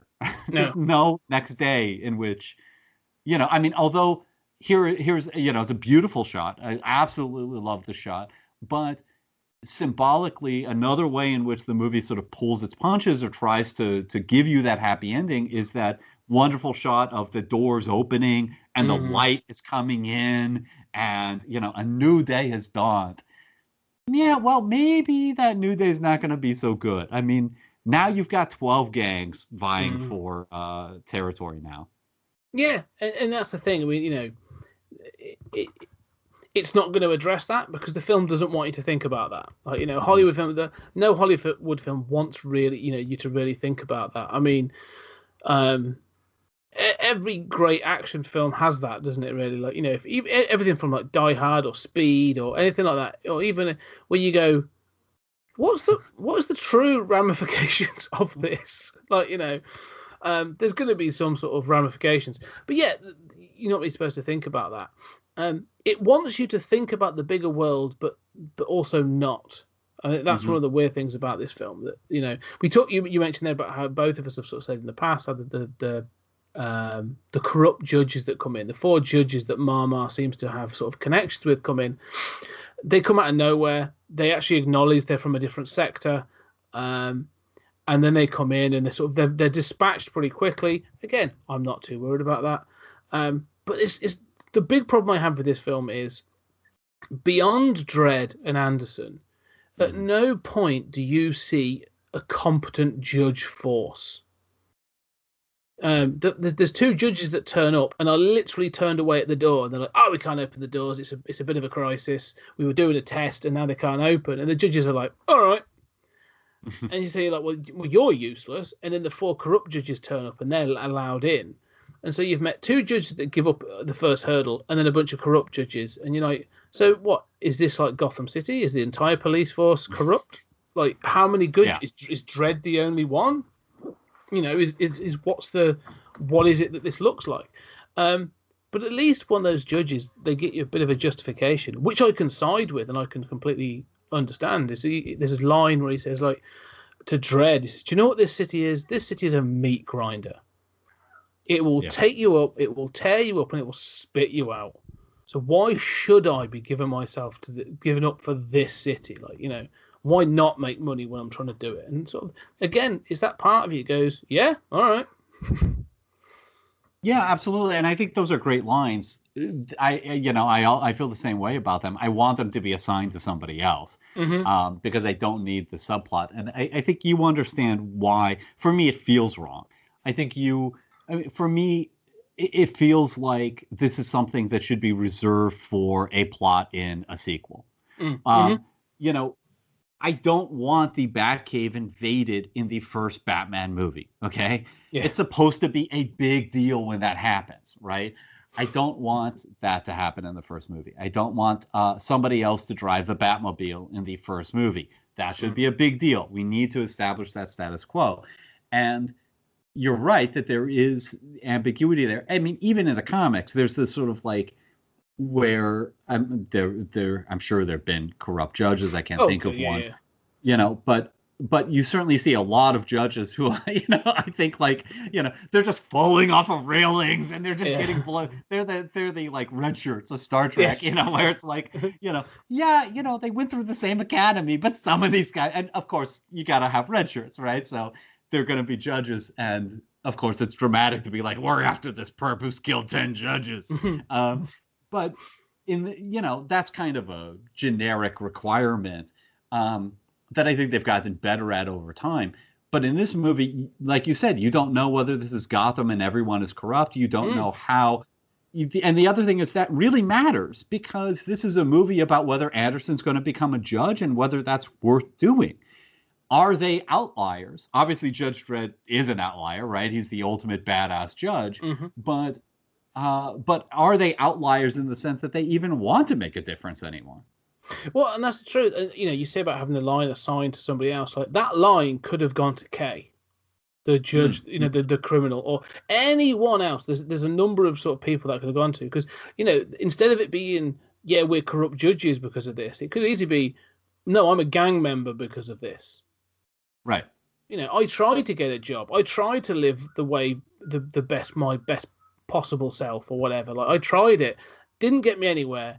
Now I work for Mama and look at this. I can, I've got money and I've got this and I've got that. Like, this city chews people up and spits them out. Like, you're right. By having the corrupt judges there and not having a counterpoint to say all the other judges are fine, I don't know. It just feels like I say it should be. If anything, I would actually quite like that as a second film. I mean, in the comics, in the Dreadverse, there's a squad called the SJS, the Special Judicial Squad, which is the judges that judge the judges. So they've got like their internal affairs, and they all wear, in the usual sort of like, subtle tones that is the Dreadverse. They all have skulls on their helmets, and they wear like black sort of studded outfits rather than the usual stuff. So yeah, like there's a story to tell there, just not in your first film, And I mean, if anything, there's a collection of stories that collected together are referred to as the Pit. Which is Dredd is assigned to become a sector chief of a sector and look after it, and basically wheedle out corruption. Like, if you wanted to do that, do that. You could easily probably do that with this film verse. But yeah, I don't know. It just feels like it's one of the few big mistakes I think this film makes. Yeah, and I think that for me, I mean, thinking, I don't know if it's that I think as a writer, I just kind of feel things thematically, that thinking about what it is that we want in a first movie. The number one mistake that people seem to make, and I seem to see in Hollywood, is, everything in the kitchen sink, right? Mm-hmm. We, I mean, even the Cursed Earth saga being in the first one, I see why you want to do that, especially at that time, that storyline looms large. So many great storylines have come since then, or were really, really recent when that movie came out. So I get why you'd want to go there, but that whole story only makes sense as getting Judge Dredd out of Mega City 1. You've got to know what the status quo is before you disrupt it. And so we feel what a big deal it is to go out into the radiated waste, right? Nobody does that. That we don't feel that at all in that movie. I mean, some people say it's a big deal, but you're just thrown into it. And the same thing here, that, what this movie gets so right is doing that small scale. This is a day on the job. The only thing that's really exceptional is that it's introducing Anderson, but she's the audience identification character. It gets so much right that it's almost extra infuriating that it introduces these judges and doesn't give you a sense of whether or not, or we don't need to know whether or not the judge system is a system that we would personally endorse or not, but we need to see whether or not the system that is going to judge Anderson and that ultimately Judge Dredd is lying to at the end, right? I mean, he is misrepresenting the facts, which is cool, but I mean, it is a departure. Or a character arc, however small. But is that a system that it is correct to lie to? Is that a system that it's worth belonging to? Is that a system that maybe it does terrible things, but it has an esprit de corps? It has, it's trying. We don't really know in this film. And that's the sort of thing I think, if I was given the opportunity, and I don't know what Alex Garland and Peter Travis were really going to aim for, because we're never going to get a sequel. Unfortunately, we never got a sequel to this film, which is a tragedy in itself. Amen. But I mean, both you and I know that the original concept or the original pitch they put forward included Judge Death, right? Who is one of those Judge Dredd nemesis. He's sort of been around from in fact, his first appearance was also Judge Anderson's first appearance. Yeah. Is it 148? Yes, well, yeah, so quite early days. I mean, back in the sort of 78, 79. But to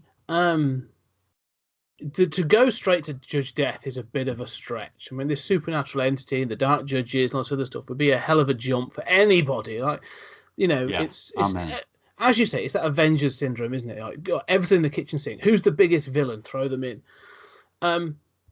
You could, and I think they pulled it out, and the intention was to build up to that at some point, whether it be film 3 or film 5 or whatever. But it should be an expansion of the world, wouldn't it? Film 1 is Die Hard. Right, we're trapped in a building. Here's how the judges. Here's how badass Dredd is. Here's Judge Anderson. Here's what the world's like. It's a rough, tough, horrible place. Film 2, here's the judicial system. It's a slightly bigger story, but you're going to learn about corrupt judges and some other bits and pieces.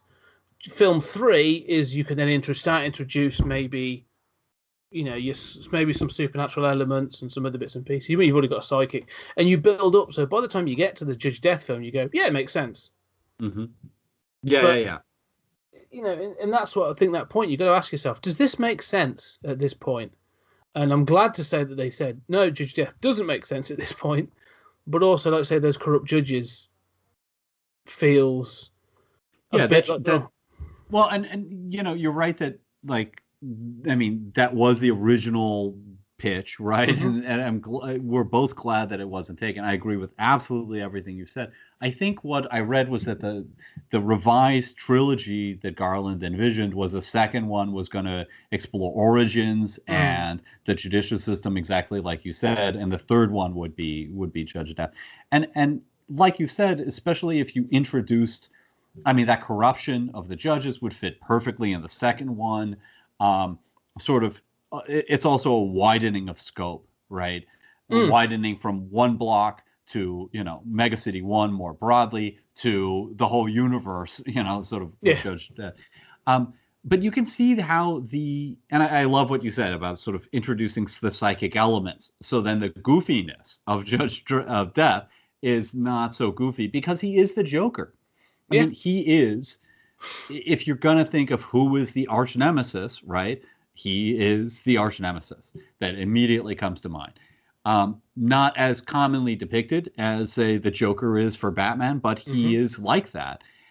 And you can understand the urge to put the Joker in the first movie. The Burton one does it and sort of threads the needle and does it fine.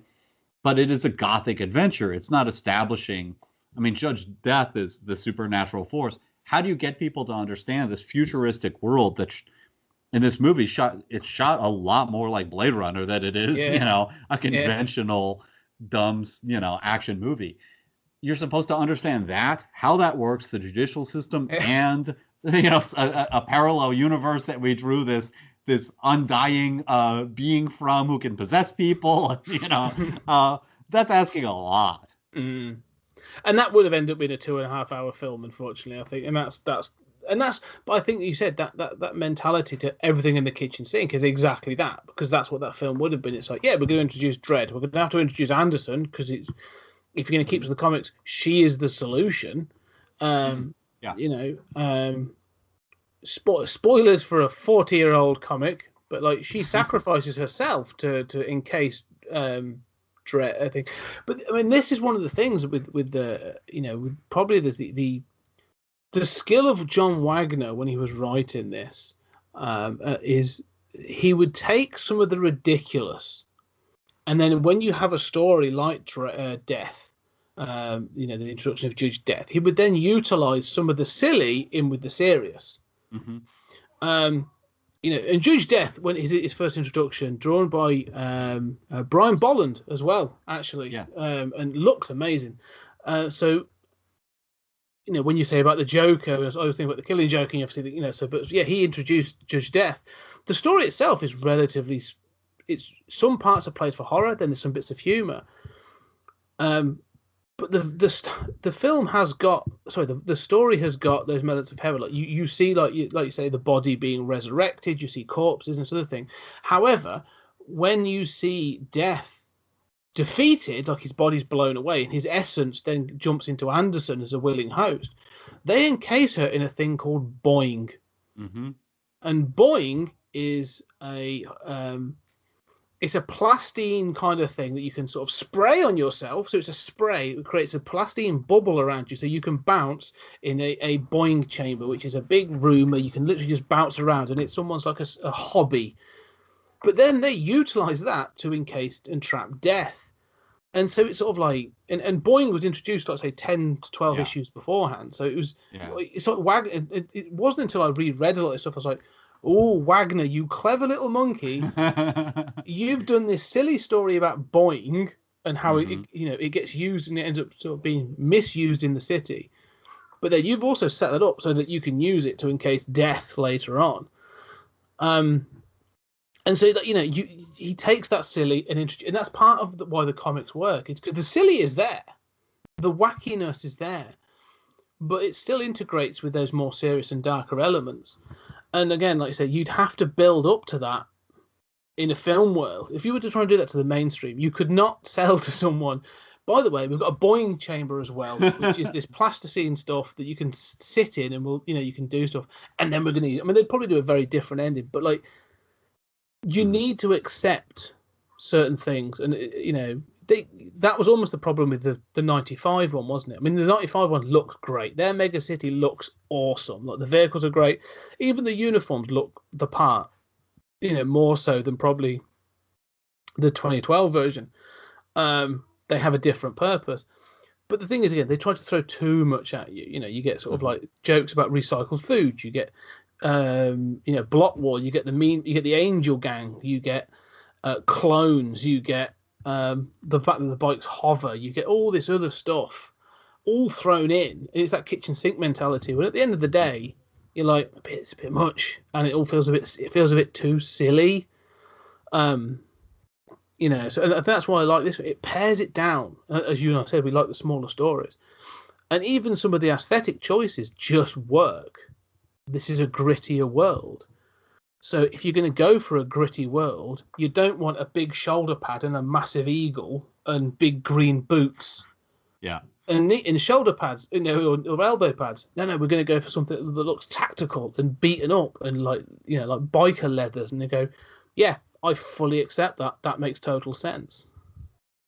In looking at research for Judge Dredd recently, I came across a interview with Alan Grant, who usually, he wrote a lot of classic stuff with John Wagner. And if I'm remembering correctly, Grant said that Wagner gave him the best advice on writing he ever got, which was take every idea and push it to the point of absurdity that it just absolutely breaks, and then pull back one step. Right? And I thought, boy, that is revealing about John Wagner, and brilliant advice. We always talk about wanting movies to be like the fullest version of themselves, right? To commit to what it is that they're doing. And the idea of committing to the point of absurdity, but just not going so far that the audience just goes like, is this a parody? Yeah. And I think that this movie does that, right? I mean, this movie does that gritty, realistic version. It commits to it. It trims out that stuff that doesn't fit. There's no Boeing. There's no, there's no aliens. There's no, there's not even a Psychor, right? It really has pared it down.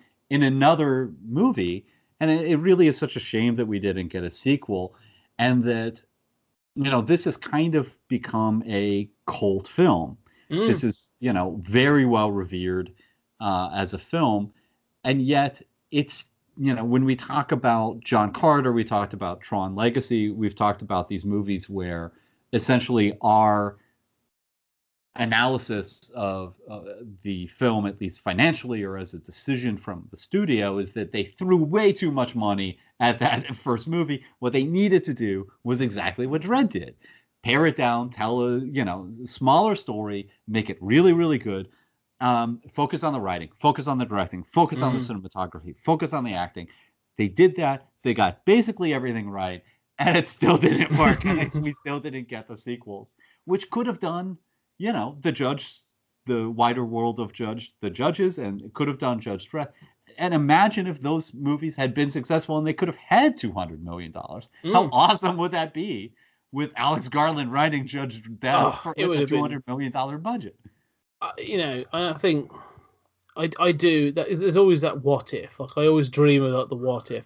And I never understand. I never completely understand why this film failed. Because it's a number of reasons, and I get like the financial ones. It's an R rating. It's a hard R as well. Like, this film does not hold back. So, it restricted the audience. Fine. It's still a comic book film. Fine. So that maybe reduces the audience. It's a sci-fi film. So it's not... The thing is, like, when you look at Deadpool as a comparison, which, again, reduced budget because they didn't have faith in the character, but did absolute gangbusters, and rightfully so. It's a good, fun film, and it does exactly what it says on the tin, and it keeps it cheap. But the difference, I think, is you had Ryan Reynolds massively involved in all the marketing. doing all the silly stuff he did, which was, you know, incredibly creative and incredibly daring. And so people were like, "What is that?" I've got to say, we know that first it was a relatively known IP in the comic world, but in the mainstream, like, it became the Ryan Reynolds character, and so it was recognized. And also, it was funny. Like, people will get on board with most things if they think it's funny. So, you know, action comedy, all this stuff, they will get on board with Dredd. I think it's so in your face, so brutal, and so sort of things, but it doesn't have the comedy that I think the mainstream needs to be able to accept some of this stuff. And that's not. I don't think it wanted it. I don't think they should have done it. I think it's exactly the right way it should have been done. But, you know, it's one of those. Maybe it's too brutal. With the marketing on it was okay. It was fine. I think that the you know, like you say, you see the score or other stuff, but there's just something that the mainstream were just not ready for. Dredd in 2012. Yeah, I think that. I mean, first of all, in 2012, there have been so many comic book movies, right? Mm. I mean, the audience, you need more than just this is a comic book movie. I mean, that, if anything, is a stronger negative. I do think that the marketing for this, I mean, you look at the poster, it looks generic. It looks like, yeah, I'm a badass in a vaguely future world. It doesn't feature Anderson. It doesn't feature Mama. You know, what makes this different? And I often have, in some of our conversations and in thinking about art, used sort of Mad Max Fury Road as a touchstone. That's a movie that, what in the world do you have to market? Right? I mean, like, you know, remember that Mad Max guy that nobody especially likes and doesn't remember all that fondly? Well, we decided to recast him and do another one, you know, decades and decades later, that nobody asked for or needed. And also, he's not even the protagonist. And, you know, it's 3 hours long or whatever it is. And, you know, how in the world do you justify that movie? And it seems to me you justify that movie on the basis of its visuals. You run that commercial and you make people feel as if they're going to go someplace, right? I mean, I want to go someplace with art. I want to enter a different world. And I don't know what the plot is of Mad Max Fury Road, seeing one of those commercials, but I know it will be an experience. I know that that looks amazing and I want to see it. And I think that they could have done that. Obviously, this came out earlier, so there wasn't that kind of model, but they could have, you know, the scary thing is if they had done something like that and cut together, like, you know, Mama and the visuals of just like the city and the bullets flying across and people getting chewed up as much as you can sort of show, and just give that visual distinctiveness to help people think, okay, this is going to be a ride, and I don't know what this story is, but it is violent and it is stark. If they had done that, probably people would say, yeah, looks too much like Blade Runner. And remember, that didn't do well. We're not selling a feeling here, guys. So I don't know. It's interesting. Yeah, I mean, you know, neither of us are marketing guys. There was obviously a reason they marketed it in the way they did. The thing is, they lent into some of the right stuff. Like, the trailer contains some of the slow-mo look. It contains some of the score, which I think is great. It just, like you say, it's that thing of like, what's the hook? What's the hook that brings people in? Like, they were just hoping that the name Dredd was going to be enough, you know, I think, to an extent. But you're right to make that comparison to, say, Fury Road, because that trailer is mental. Yeah. Like, that trailer, you watch that trailer and you go, I don't know what this film is. I know you're telling me it's a Mad Max film, and I can see that Tom Hardy's supposed to be Mad Max, but, like, you've got guys on poles on the back of, like, lorries. You've got the Doof Warrior there with his guitar and flames. And then you've got, like, all this other bits that, like, you know, the colours keep changing, what's going on. And then they're like, yeah, go see it. And I'm like, I will. I think I will. But with Dredd, like you say, the trailer's fine, but I think there was a fear of the violence, the fear of the bruise. Again, just looking at what the year this came out, you'd had Iron Man, you'd had, like, you know, Watchmen, and this other stuff, and I think they were looking at it and going, how do we market a non-hero. Yeah. You know, we're trying to tell that it's called Dredd. Dredd's got to be the central figure. He gets the hero shot at the end, because that shot at the end is of him when he's pushed Marmar out the building, out the window and stuff. Is clearly a trailer shot. There are several shots in this that you go, that's a trailer shot.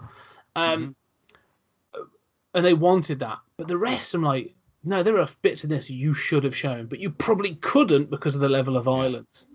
So I don't know. It must have been quite restricted. But I've never met anyone that's watched this film that hasn't liked it. Yeah, that's a really good point, and I don't either.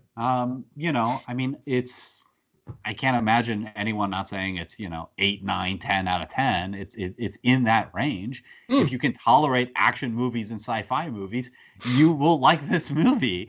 Yeah, and the other thing is, it strikes me as another kind of comparison is that obviously RoboCop was strongly influenced by Judge Dredd. This movie feels influenced by RoboCop in turn. It feels very Verhoeven RoboCop, and and in good ways. But there's a kind of like sardonic sort of attitude toward that violence that, while not as goofy here as in RoboCop, there's a kind of celebration of brutality of a futuristic, brutal world that I don't know that they can sell RoboCop today.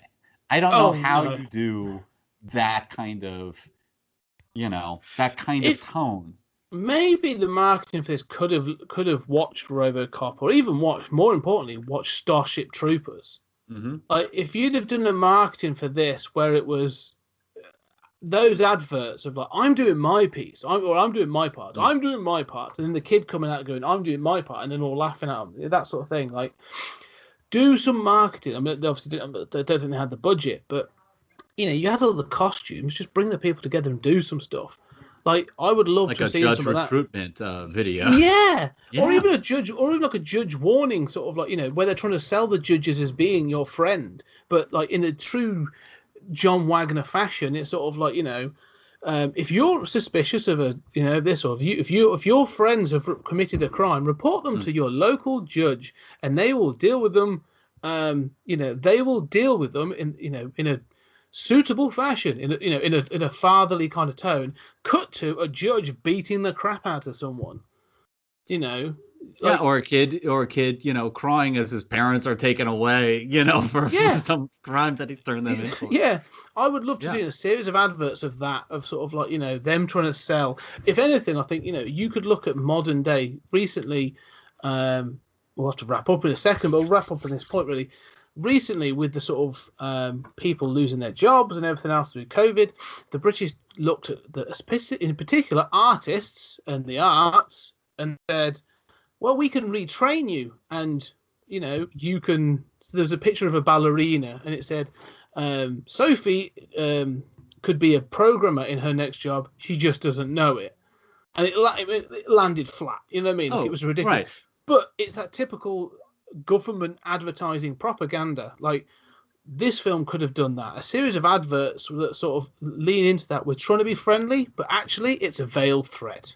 We're watching you, sort of thing. Do all that 1984 stuff. Do all that sort of Starship Trooper stuff. I think that would have been an awesome marketing campaign. Yeah, I think that's very clever. Oh, it could even be, join the judges, or go on a ride along with this film. Join the judges. Have adventures. Yeah. Excitement. Just like brutality. Yeah, sell Mega City as a holiday destination, sort of like, Mega City, the city of the, like Detroit, city of the future, meet its friendly people. And then you get sort of like, pictures of like Marmar and a gang and whatever. Like, if you'd have advertised this and acclimatized people to what it was in a funny way, in a humorous way, I think people would have gone, and there'd have been more acceptance of the brutality and the violence that gone with it. If anything, maybe this could have leaned a bit more. If it had lent into it any more in the film, I think it'd have had that comparison with RoboCop, which I think would have been detrimental. Right. But do it in the advertising campaign. Get people through the door. There you go. We should be marketing people. We've just solved it. Well, it is true that the most important thing, marketing, and I'm horrible at it, having done a million Kickstarters. The thing that I realized that changed everything was realizing I don't need people to like what I've done. I need to get them to buy it, and Yeah. then they get to like what I've done. I don't need to, you don't need to represent the film correctly. You Yeah. need to get them to, see that Butts in excitement, feel something, and go see it. It's butts in seats, and I can't remember who said it, but there was a marketeer who said, especially about modern cinema, as long you get them as many people butts in seats that first weekend, it doesn't matter. You could have a 95% drop off if everybody's already gone to see it that first weekend. Yeah. Doesn't Yeah. matter. You've paid for it. Well, and if you have a movie like this where everybody who sees it likes it, they're going to say to their friends, yeah, you're thinking RoboCop, you're thinking Starship Troopers, you're thinking a little tongue-in-cheek. That's not what this movie is. But trust me, you'll like it. It's violent, but yeah, that's what you want, right? But you can't get to that point until you get those butts in the seats. Exactly. Anyway, we've covered time. So, any final thoughts on 2012's Judge Dredd? Well, I'm surprised it didn't do better because my understanding is that all Brits were required by law to see this. So, I mean, go see it. If you don't, I hope we get more Dredd stuff, but, you will like this movie. It will not revolutionize your idea about anything, but you will enjoy it, and it is a well-made movie. I wish there were more movies like this. What about you, Scott? No, exactly the same. Yeah, please go check this out. It is a cult film. It's one of those films. It's going to be in some case, I think if it's the 21st century Blade Runner, it's one of those films that people derided at the time. Go see it. It's really good. Make your own decision. More than anything, Carl Urban is a massively underrated actor, and I'm so glad he's getting more attention for doing things like The Boys because he is ace. And the fact he agreed and actually proposed that he keep his helmet on for the entire film just goes to show how committed they were to this film. So fair play to them. I love this film. It may be that I love it because of how piss poor 1995 was. But I do. I enjoy this film. I enjoy the fact it's brutal. I enjoy the fact that there are moments of humour in it. Mm-hmm. Yeah, there's little bits of dark humour in it, and it works to me. But is it perfect? No, not by a long shot. But it is better than some of the other stuff that we've had pumped out to us in the last couple of years. So definitely go check it out. But anyway, we're going to go on to our last film of this season next week or in the next episode. And it's going to 2017, I think, 2016, 2017. We're going to go into Valerian and the City of 1,000 Planets. And it did occur to me, whilst we've been talking about this, that the last three films of this season have basically been films that we enjoy. I haven't watched Valerian pretty much since it came out, but we all enjoy, but didn't do well. Mm-hmm. So it's quite interesting to sort of see how we're digging into that. So I'm looking forward to for us talking about Valerian, which was your choice as well, actually. So I'm looking to see how we take that.